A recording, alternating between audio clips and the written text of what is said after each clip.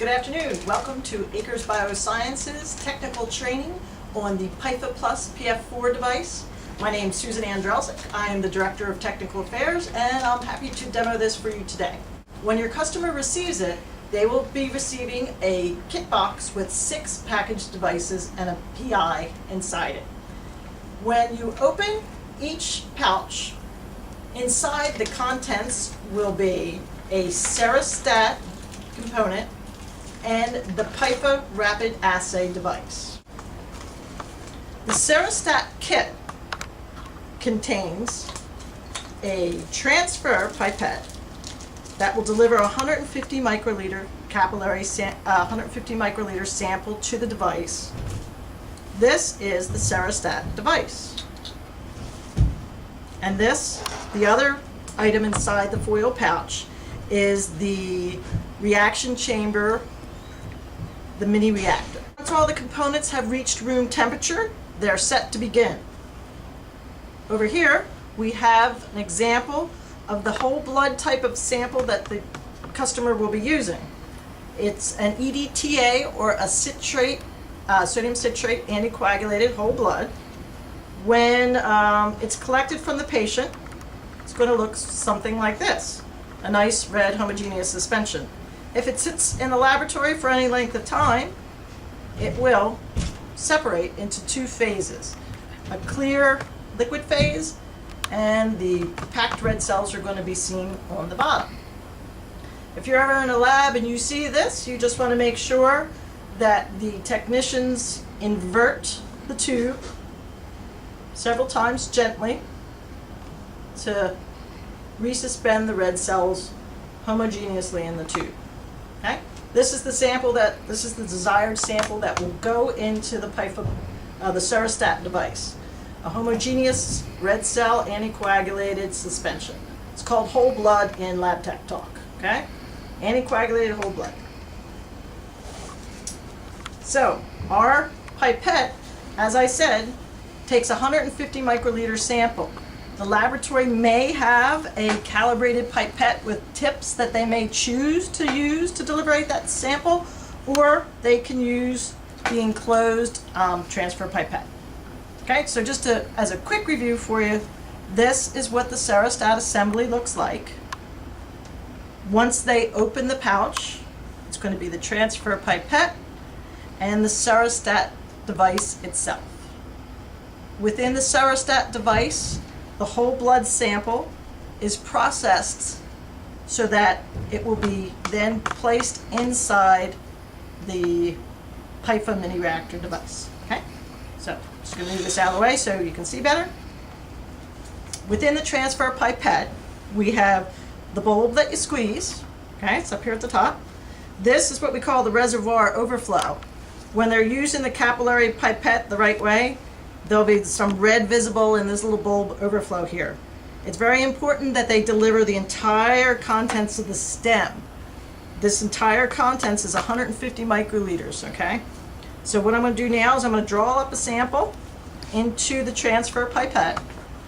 You do that, it's really simple. You squeeze the bulb on the end, make sure the end of the stem is under the red cell line, and release. Whoops. Now look at that. That didn't work. There's nothing in that overflow. And that was totally by accident. So, it's something you want to make sure that's, to get the proper volume, you need to see red in this reservoir here. So, I'm going to put it back in again. I'm going to be very gentle because I don't want to burst any red cells.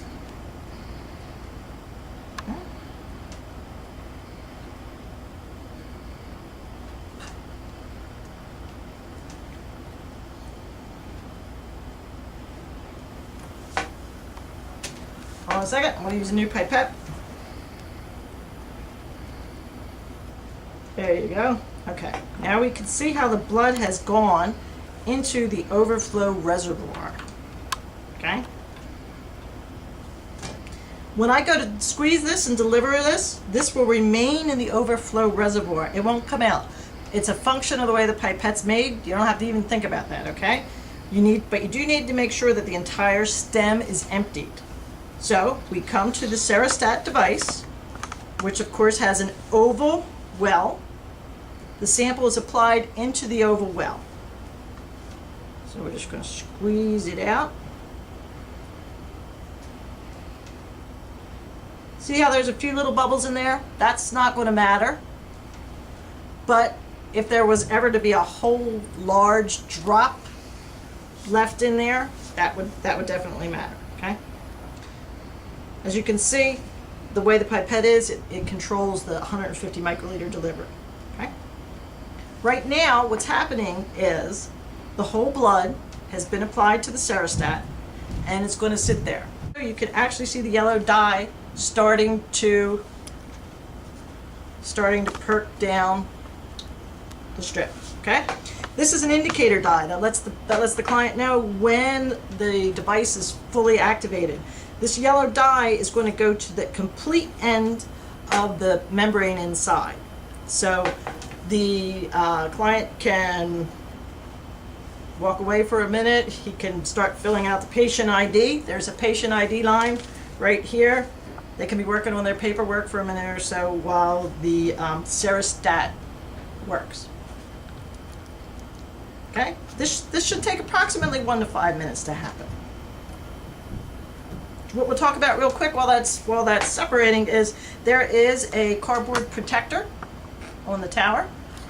This just ensures that the device doesn't prematurely activate in transport. So we take this cardboard protector off and discard. Okay.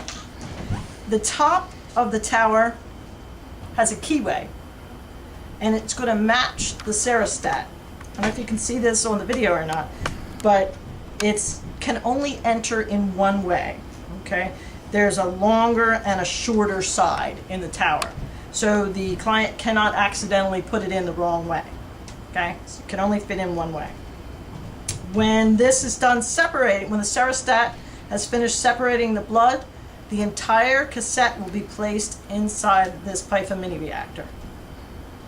So, at the start of the test, we're going to have a laboratory timer handy, and we're going to set our laboratory timer for 1 minute and 5 seconds. There's a 5-second shake period where the reagent is coming in contact with the cell-depleted fraction at the end of the serostat. So for 5 seconds, we're going to mix those back and forth. A good shake is important. You want to make sure that there's no limp-wristed shakers out there. Okay, have a nice. I'll give you a little example of a good shake here.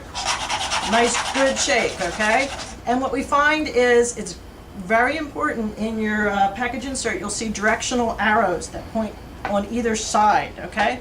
There's a pathway inside the device that wants to be shaken in this direction. If people go to shake it up and down, or if they go around in circles, they're not going to get a good mixture between the reagent and the sample. So you definitely want to make sure that people go side to side when they're shaking. Okay, that's written in the package insert. Like I say, and it's should be ready to go here on our serostat now. So as you can see, I'm going to do something that the technicians shouldn't do, and you shouldn't do, just so that you can see. This outer protective sleeve never really ooh, look, it doesn't want to come off. All right, so I'm not going to take it off. Forget it. But it stays on the outside of the device. You can easily see that the yellow color has reached the end. Okay?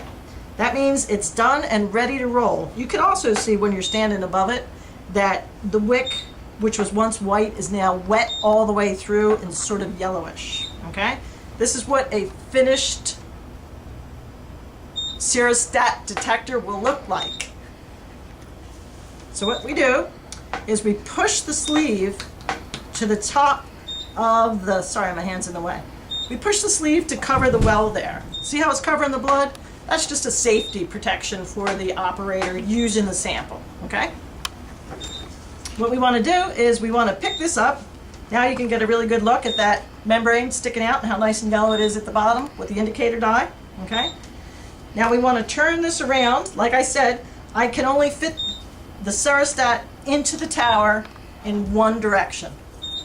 So what I'm going to do is I'm going to turn it around so that it fits in appropriately.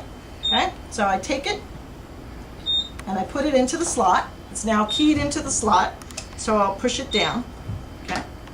Now what I'm going to do is I have my timer set for 65 seconds. I'm going to engage, well, I think I'll push this down first. Put one palm on top, second palm for extra oomph. I crushed it. Press the start on my timer. Give it a good 5-second shake. Okay, we're done. And now, you let it sit for exactly 1 minute, and the reactions occurring between the antibodies in the patient's serum and the antigens on the proprietary reagent inside. And after 1 minute, we'll dispense into the reagent well.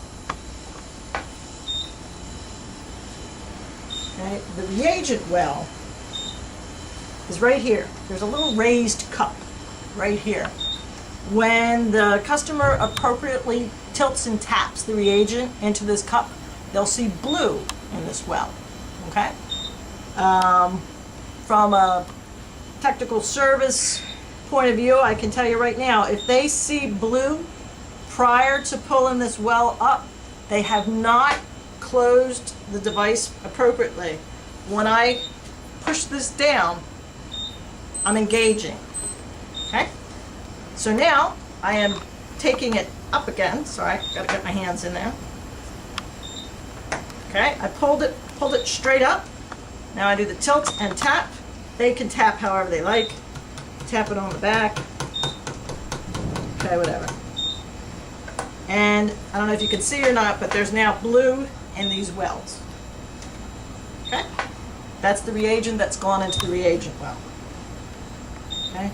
This is where we're going to read the test result, and this is the internal device control. Now we're going back over here to read our results.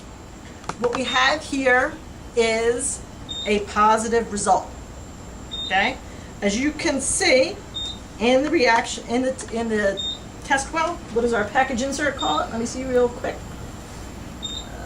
Test result well. It's like a yellowish kind of color.